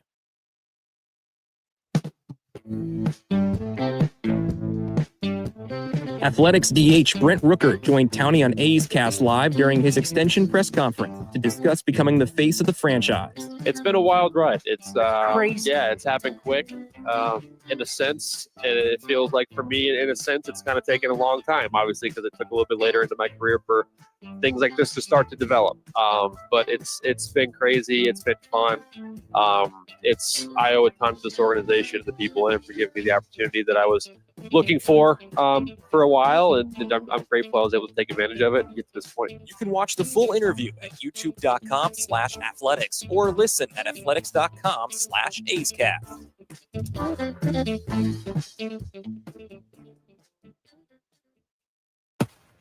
Single game tickets are now on sale for the 2025 season. Secure your seats today for opening week against the Chicago Cubs and lots of exciting giveaways, including an A's basketball jersey, a straw hat, and 3 bobbleheads. You'll be nodding yes to our Brent Rooker, Mason Miller, and Lawrence Butler bobbleheads in June and July. More hot ticket homestands as your green and gold take on the Giants, Padres, Yankees, and Mets.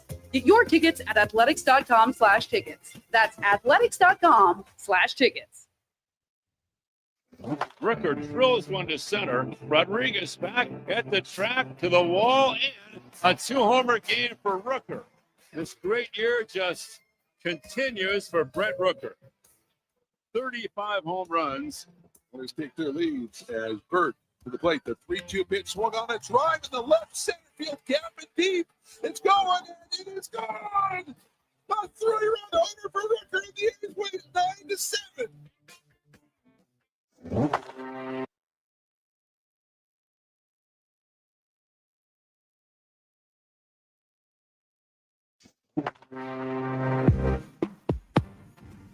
A's Cast Live continues from A's Spring Training. Here's Chris Townsend.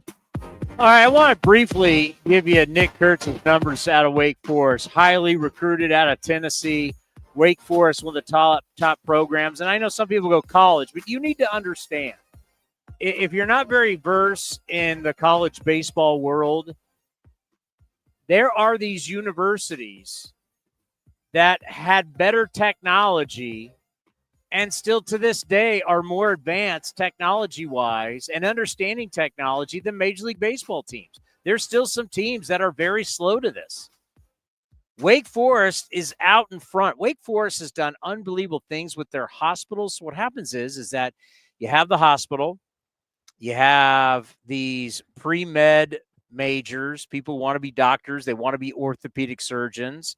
And as they are learning to become orthopedic surgeons, they end up doing things with the athletic department. You know, how do we improve knee surgeries? How do we improve all this kind of stuff? Well, one of the things Wake Forest has done is a study on how to prevent Tommy John surgery. Well, what Major League Baseball team is working with a hospital to do that? They're not. You can do that at the college level because Wake Forest has a hospital and they got people training to be doctors.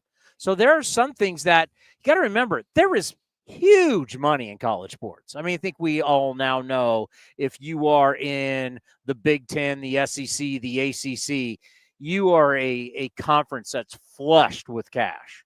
And there's huge money in these athletic departments. And it just filters down.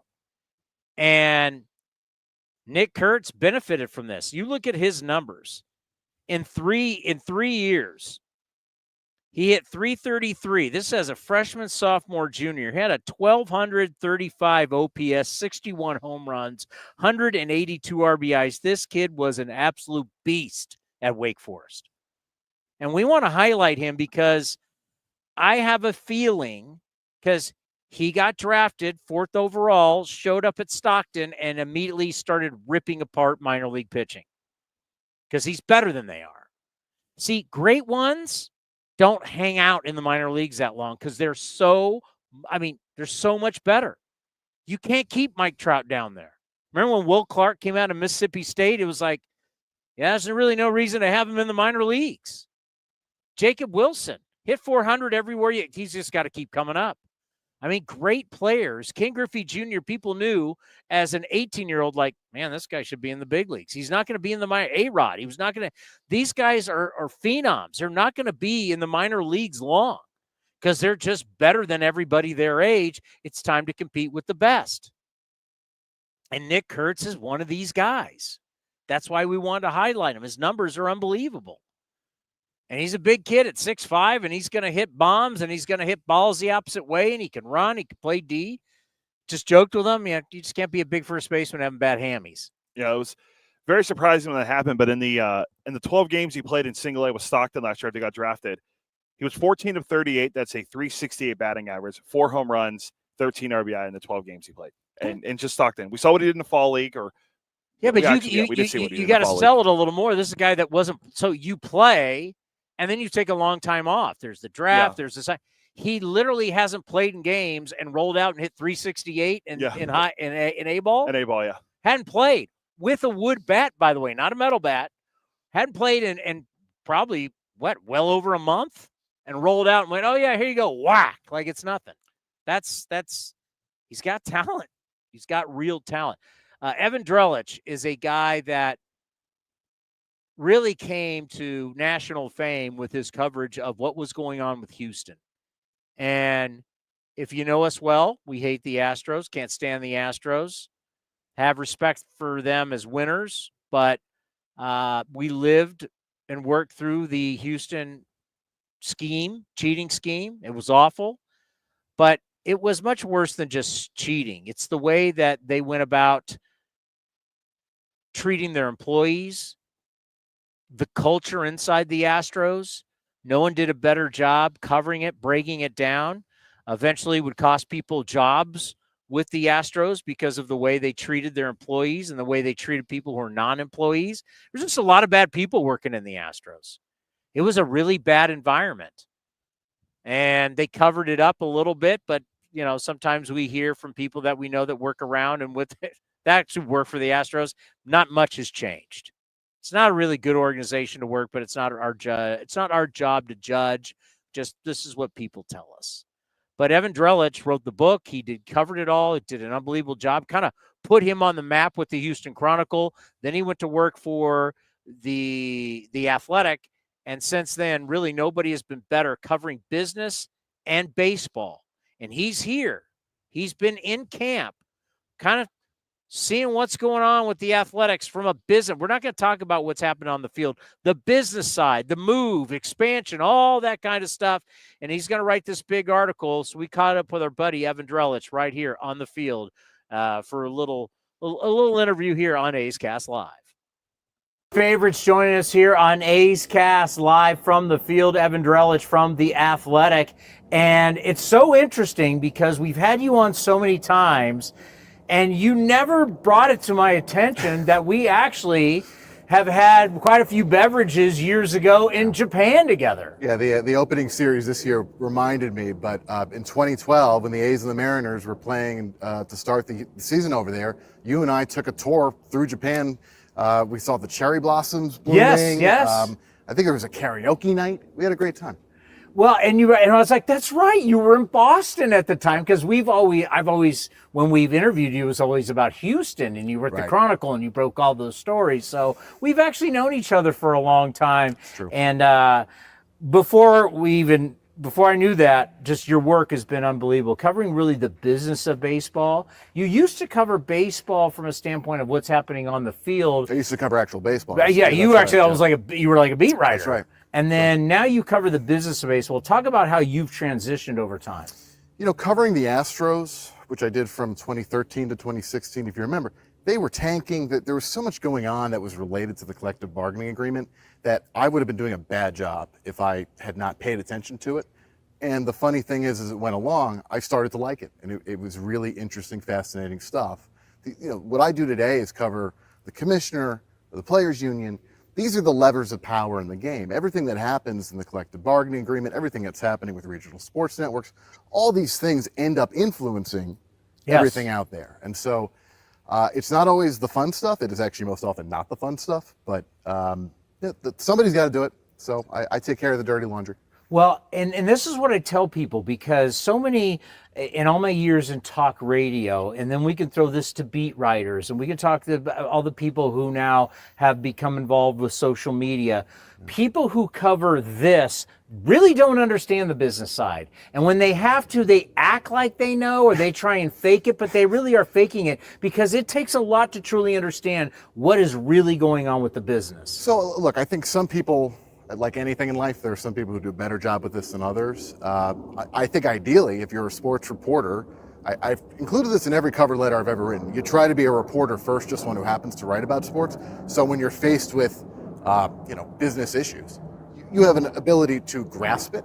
But the flip side of that is, there's a lot of moments where people want to talk baseball with me. And I got to tell you, I'm a national baseball writer who, don't ask me about somebody's bullpen, because I can tell you everything about direct-to-consumer streaming, regional sports networks, bankruptcies. I'm not a lawyer, but I'm getting there, and I could not tell you about a guy's roster. So our catchers were practicing balls in the dirt today. Can you tell us how they looked? Well, as a high school catcher, so, I might be able to judge that. Who's playing first? Who's playing third? That's right. So back to the business. You're here, obviously, because this is a huge transition. It's been a major story. Yep. The A's are going to be going to Vegas. They've left Oakland, going to do now 3 years in Sacramento at a AAA ballpark, and a ton of money's being put into this AAA ballpark. The story is, I'm not going to say it's changed, but now with what's happened with the Rays having to do it with the Yankees, so now we have two teams who are going to be playing in a minor league ballpark. So talk about the story that you have here. Well, it's certainly bizarre that you're going to have not one but two teams, and we still don't know what's going to happen with the Rays. Look, I came to A's camp for a few days here to try to tell a bigger picture story. I actually have been talking to baseball players and baseball people, because I live in New York. I've been following this from afar. I've been following it specifically from that business lens. And I think from afar, it's hard to understand, well, all right, how is it affecting people on the ground here? What is it like inside that clubhouse? And is this the start of a new chapter? And I think, as is the case with a lot of things in life, multiple things can be true at the same time. You can have a group of guys who are focused, are able to at least manage the noise well, and also still have a situation that's very much ongoing, where people are, I think, for years and possibly literally generations, going to be unhappy about the team moving forward. And so I don't think it's a simple story, but it is truly one of the more fascinating situations in baseball. Yeah, the one thing that I've noticed, and I've talked a lot about on this show, is how I worked for the Raiders and I saw the transition from Oakland to Las Vegas, is that really what we see with human beings and throughout sports. We've seen franchises move. People move on. People will move. Eventually, people will move on. I think that's true. And look, I think regardless of that question and debate, people in Sacramento are going to be excited. Mm-hmm. I think any city that newly gains a professional sports team is going to be excited. And so that's, again, where multiple things can be true at the same time. You're going to have dueling excitement. Some people, I think you're right, will over time see their anger subside. Some won't.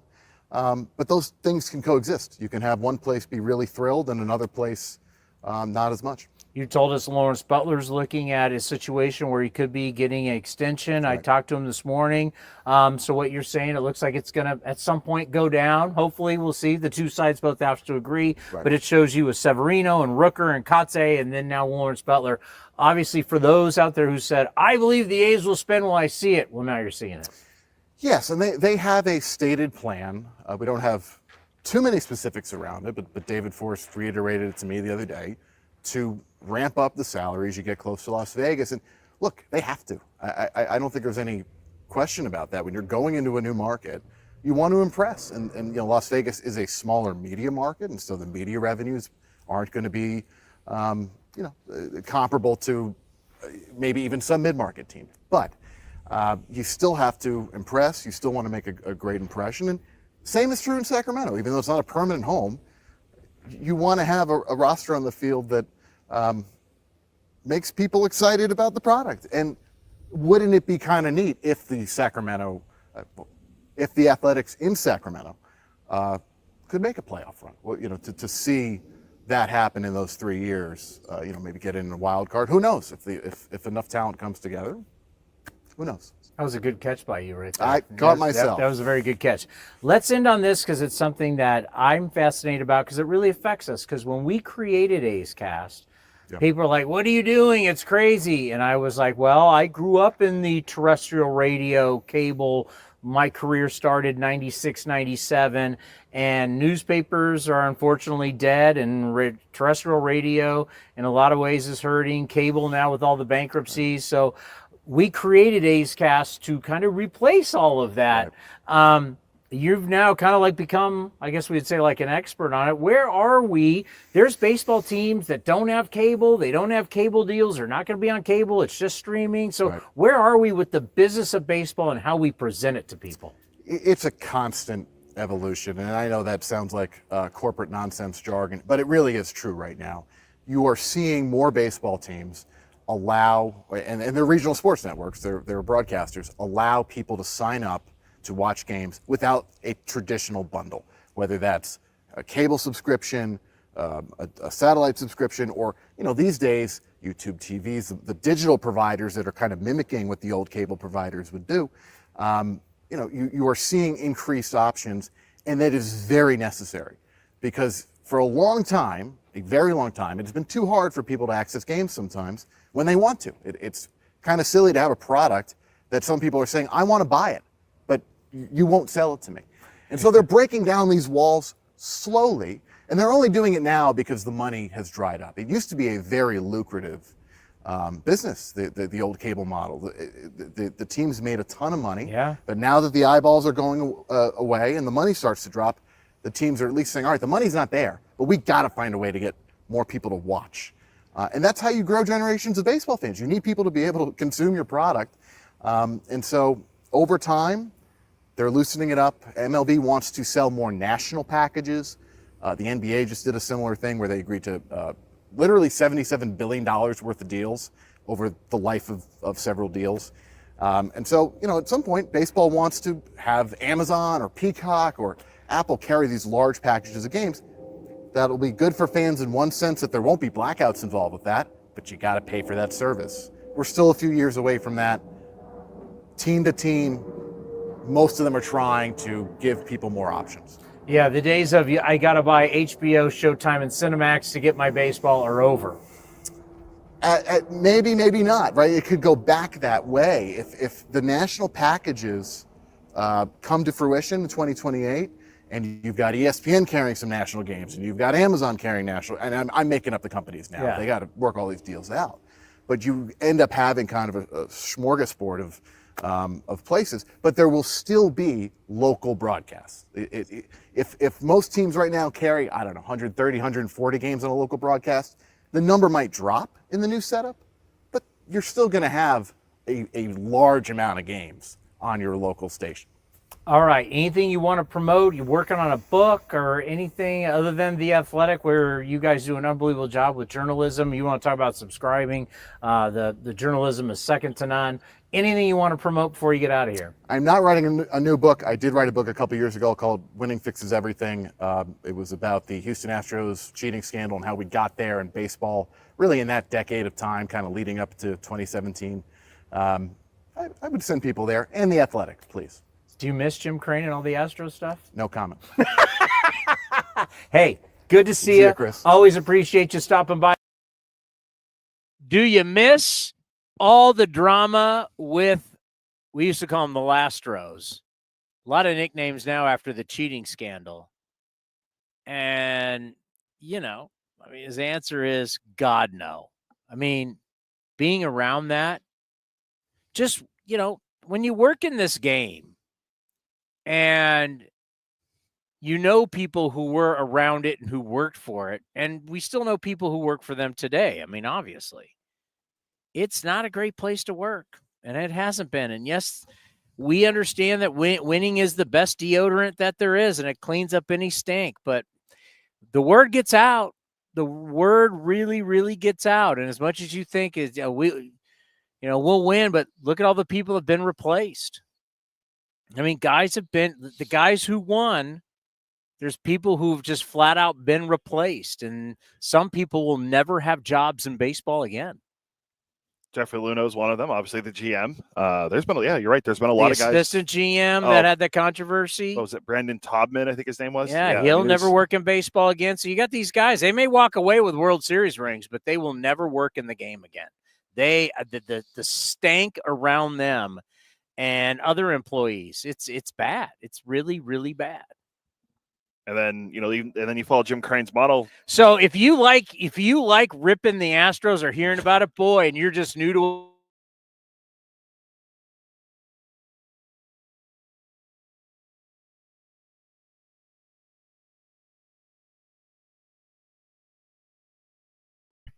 guys are really harsh. Yes, they deserve. Hey, if you really think that the higher-ups had no idea that they were taking a camera and going all the way out to center field and then taking wires all the way from center field all the way underneath the field and then all the way into the dugout and then having this huge flat screen that was at the bottom of the dugout. Everybody knew this. I mean, the fact, that you talk about guys that got off. I mean, Jim Crane,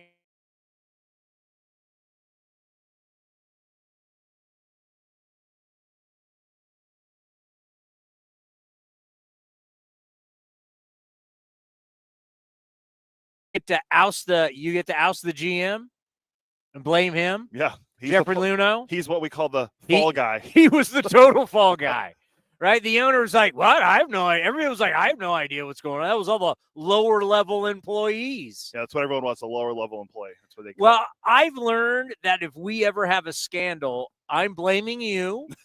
I'm going to say, even though you're going to say you texted me, you emailed me all of this, I'm going to say I never read it and that you were just a lower level employee and I had no idea what you were doing. Or you just went through and you can put your phone in the microwave so they couldn't check it. I lost it. I threw it in the Pacific Ocean. I was in San Diego at the beach house and I threw it in the ocean and I have no idea what he said to me. Wasn't that Brady that when they were doing the whole Deflategate scandal, he trashed his cell phone. Apparently he put his phone either he did or people put cell phones in a microwave and all that stuff. Essentially,